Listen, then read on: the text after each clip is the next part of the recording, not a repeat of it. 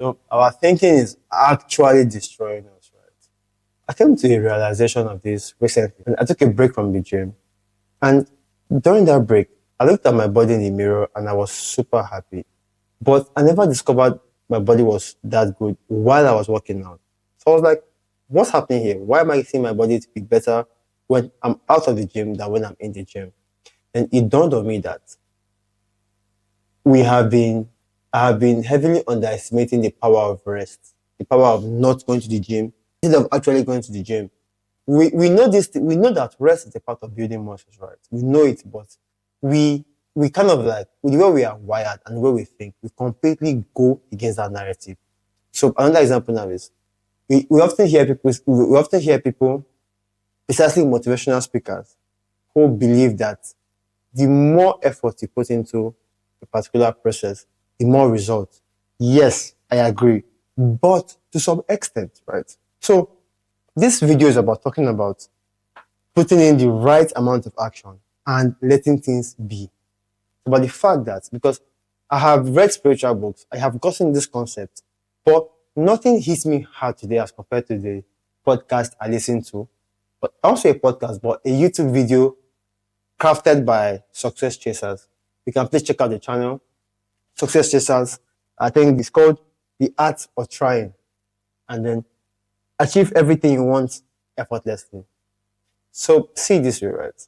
One day I was reading the Bhagavad Gita, and it says that until you begin to see the inaction and the in action, I dismissed this statement until present times. I had to rethink about it, right? That by doing something right, and by doing a lot, you discover that a lot of those efforts are wasted. But in doing nothing sometimes, you are actually letting things to actually play out.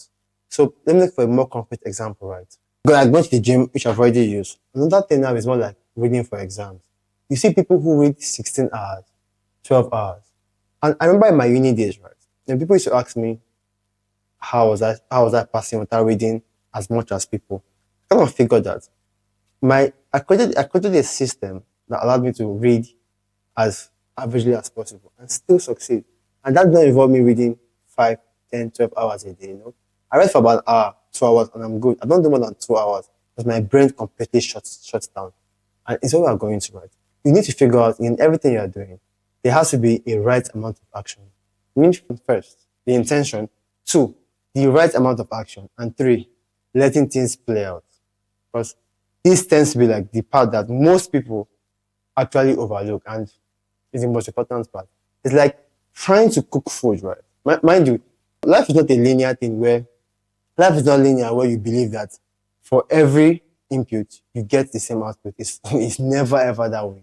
So what should we do as human beings, right? Another analogy I'll say is cooking food. You can use a certain temperature to cook the food and to take God knows how long forever to cook the food. You can use too much fire, too much heat to cook up that food. You would end up burning the food.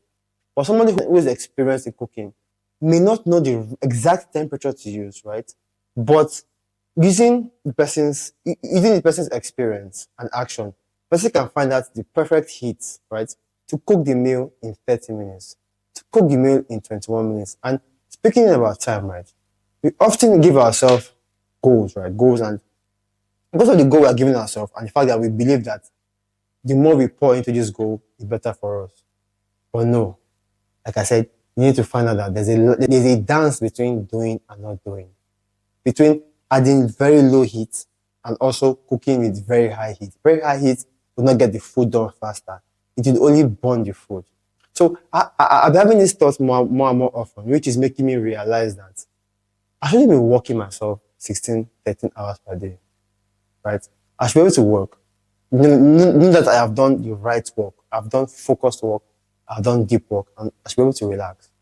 Literally, that is actually sounding like Steve Jobs' secret because when you work excessively, you find yourself working in the business, working in a situation, getting confused, getting burnout. But if you can take a break, observe that pause, right?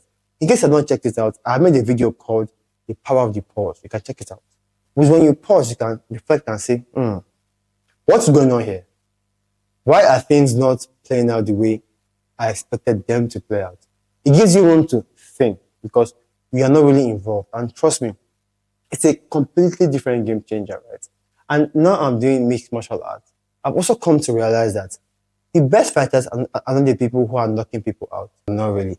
These are the people who they find the best ways to use their strength quite a lot. At the same time, take advantage of the actions of the opponent. So what that means is that while they are fighting, they know when to act and when not to act. They know when to be free and when not to be free. So it's that constant dance between doing and not doing. And there's also a new narrative I'm bringing into my MMA where they are saying that if you're sparring, if you're fighting, you should fight like you're playing, right? Which my MMA teacher has told me that the people who win the most are the people who are playing in the ring, not people who are stiffed up, trying to land as much heavy blow as possible. No, because that person who is less tense has more chances to get into a flow state and let his actions play out. Now, the reason why this topic has to be treated with so much care is because a lot of people will misinterpret the context and assume that I'm saying that you should be very, very relaxed. No. What I'm saying is that you should know the amount of right action you're going to take. So, for example, if you're in sales, if you can do 200 calls, do your 200 calls as well as you can do the 200 calls. Does not mean that 300 or 500 or 600 will give you two times that result. No. Figure out what you can do, put your best into that process, and leave it. Be detached from the outcome, but put your best into it. So I'm not saying this because that's the nuance. It is have the right amount of action to take the action, disconnect from the results, right? Because it's difficult to believe that because there's a lot of faith. And if you don't believe in faith, well, I'm sorry to tell you that the most successful people in this world will tell you that faith is a very huge component, that without this, you're wasting your time. Heck, right now, my motto is just do it. If you look at my content today, I'm still trying to figure out what I'm doing with content, but I'm just doing it because at some point, things will click. So thank you very much. That's my entire point, is that you should please try your possible best to know the right action to set the intention first, to know the right amount of action to take, right? And to let things be, to know when to step back and just enjoy the process. So thank you very much. Talk to you soon. Bye for now.